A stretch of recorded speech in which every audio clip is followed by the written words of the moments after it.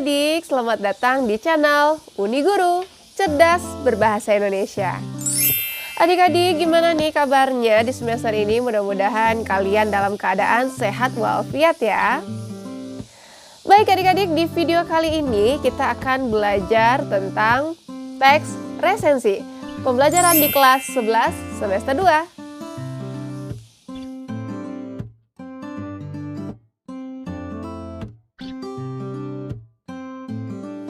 Untuk penulisan teks resensi ini ada 7 struktur yang perlu adik-adik perhatikan.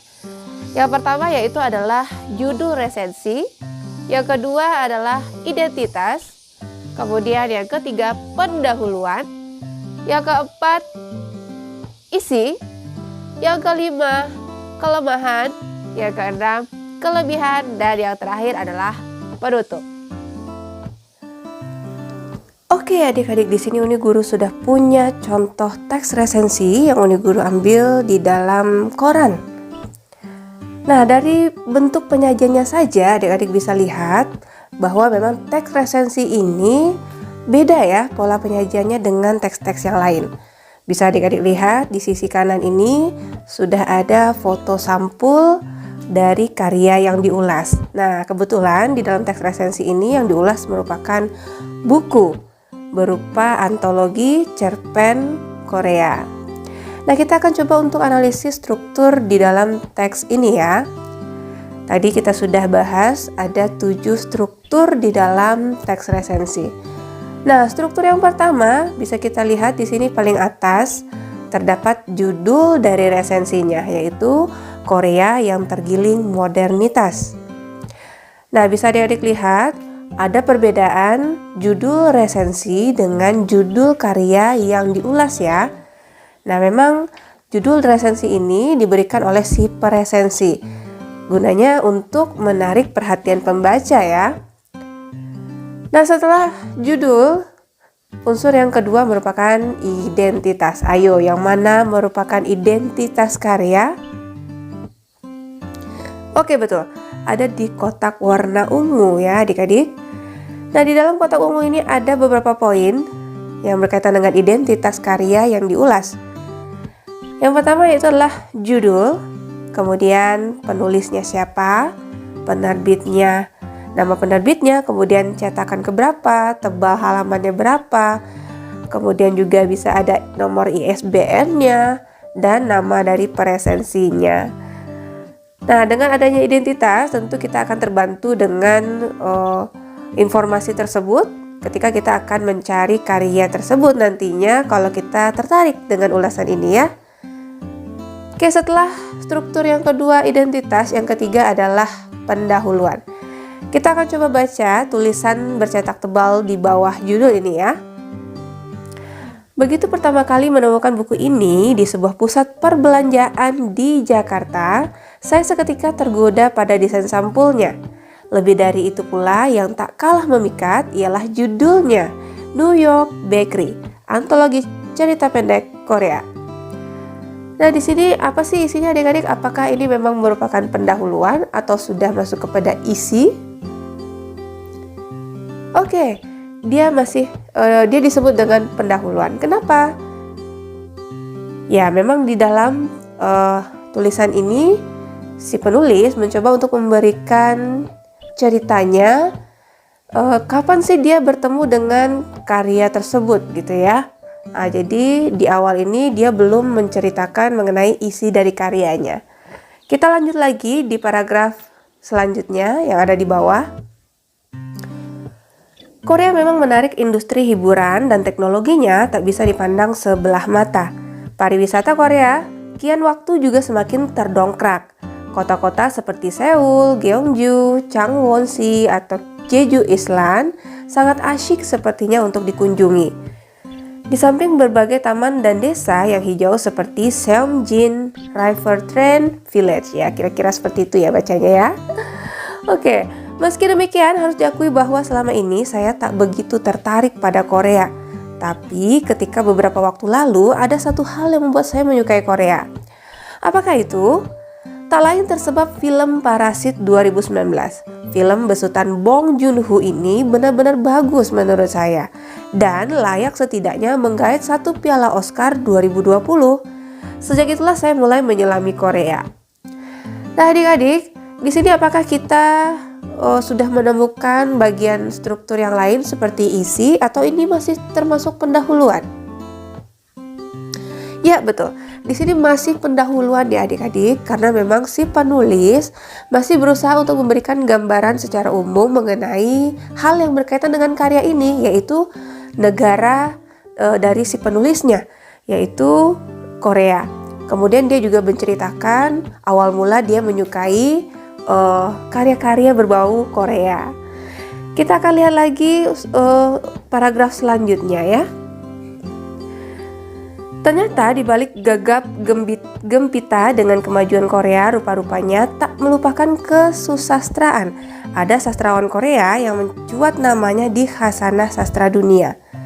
Bahkan ada berbagai penghargaan bergengsi yang diberikan kepada para sastrawan brilian. Saya begitu senang mengetahui hal semacam ini. Di Korea ada sastrawan dan kini kita bisa membaca karya-karya mereka dalam bahasa Indonesia. Lewat buku New York Bakery, ini salah satunya. Ada 14 penulis Korea yang ikut serta dalam antologi setebal 396 halaman ini. Antara lain Kim Yeon-soo dan kawan-kawan. Ya, di sini ada nama-nama penulis Korea ya. Jadi silakan adik-adik baca. Nah, apakah ini sudah termasuk bagian struktur yang selanjutnya seperti isi? Ya adik-adik betul, ini masih pendahuluan. Karena si penulis masih berupaya untuk memberikan gambaran mengenai salah satu sastrawan Korea yang ternyata karyanya ini bisa dibilang baik begitu ya. Nah salah satunya berjudul New York Bakery. Dan dia masih memperkenalkan bahwa ada 14 penulis Korea di dalam antologi cerpen ini. Oke, kita akan masuk lagi ke paragraf selanjutnya. Nah, kita sudah masuk kepada isi adik-adik. Cerpen yang paling menarik untuk menjadi pembuka tentu saja New York Bakery. Cerpen ini berkisah tentang tuturan atau lebih tepatnya curhat seorang anak pemilik toko roti. Konon toko roti yang dibangun selama bertahun-tahun tak mampu menghadapi lajunya modernisme. Aku tak tahu kapan New York Bakery dibuka, tapi aku tahu persis kapan toko itu tutup untuk selamanya. Toko itu tutup pada bulan Agustus tahun 1955 karena tidak dapat mengikuti perkembangan zaman seperti toko-toko lain yang pernah ada di jalan kampung halamanku. Nah adik-adik, kenapa dua paragraf ini disebut sebagai isi? Ayo coba diperhatikan. Oke, betul ya, bahwa di dua paragraf ini si penulis resensi sudah mulai membahas salah satu judul cerpen di dalam kumpulan cerpen ini, yaitu judulnya New York Bakery. Nah, si penulis resensi sudah mulai membahas isinya ya di dalam dua paragraf ini. Kita lihat lagi di paragraf selanjutnya. Nah, di dua paragraf ini juga penulis masih memberikan gambaran mengenai salah satu cerpen yang ada di dalamnya, yaitu New York Bakery. Masih sama ya. Kemudian di paragraf selanjutnya, nah ini merupakan bagian terakhir di dalam struktur isi, di mana si penulis juga mulai menceritakan salah satu judul cerpen yang ada di kumpulan cerpen ini, yaitu berjudul Metamorfosisme. Kemudian si penulis juga memberikan informasi bahwa cerpen ini memang dapat dibaca oleh kalangan dewasa karena di sampulnya memang sudah tertera label 18+. Nah, kemudian cerpen ini mengisahkan pasangan sesama jenis gay. Nah, jadi di sini si penulis resensi sudah memberikan dua contoh gambaran isi dari cerpen dan perlu adik-adik perhatikan bahwa untuk penulisan resensi itu tidak boleh kita menceritakan semuanya ya. Karena tentu saja itu akan membuat si pembaca resensinya tidak penasaran lagi dengan buku yang sedang diresensi oleh si peresensinya. Oke, kita lanjut lagi. Nah, di sini Uni Guru sudah memisahkan dua paragraf. Kita lihat paragraf yang pertama. Secara keseluruhan, cerita-cerita yang terangkum dalam kumpulan ini cukup menarik untuk dibaca, terlebih untuk mengisi khazanah kita perihal kesusastraan dan kebahasaan Korea. Kemudian paragraf yang kedua, Walau harus diakui bahwa penerjemahan bahasa buku ini masih kurang memadai atau justru memang berasal dari bahasa asalnya yang kurang pas. Ada banyak bahasa yang membelok sehingga makna yang seharusnya kita dapatkan menjadi buyar. Nah, adik-adik coba dilihat yang mana yang merupakan struktur kelemahan dan struktur kelebihan. Oke, betul ya. Jadi untuk paragraf yang pertama ini merupakan bagian penulisan berupa kelebihan. Kemudian paragraf yang kedua ini merupakan kelemahan dari karya yang diresensi. Oke, kita akan lihat yang terakhir, yaitu bagian penutup. Begitupun kita layak berterima kasih kepada Maman S. Mahayana dan Koh Yung Hoon. Setidaknya mereka telah berupaya menghadirkan kesusastraan Korea kepada pembaca Indonesia.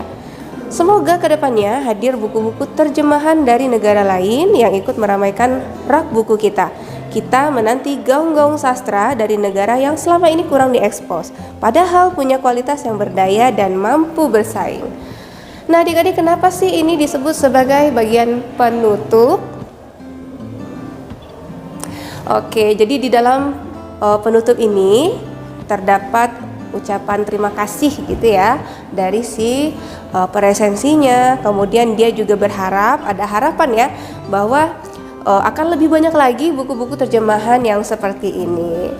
Nah, supaya adik-adik bisa memahami lebih lanjut, silakan kerjakan latihan berikut ini ya. Tentukan sistematika resensi berikut.